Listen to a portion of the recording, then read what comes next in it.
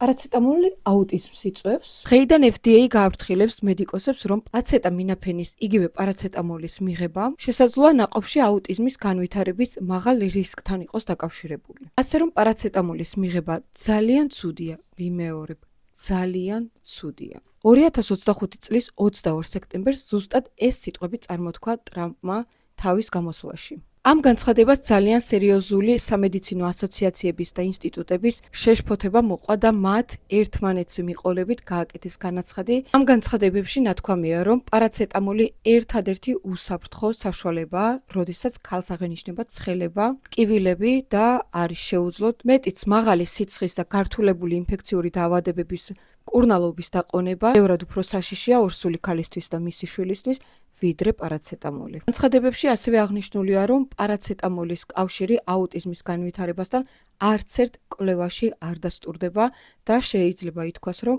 აუტიზმთან არანაირი კავშირი არ აქვს. ამ ინფორმაციის გაჟღერება ჩემთვის იყო ძალიან მნიშვნელოვანი თქვენთვის, რადგანაც მე თავადაც მყავს აუტიზმის სპექტრის მქონე შვილი და ეს ამბავი გულზე ძალიან მომხვდა, იმიტომ რომ მეც შემხვდა ვირუსული დაავადება ორსულობისას და საკმაოდ მძიმე ფორმებში ვითარდებოდა ის.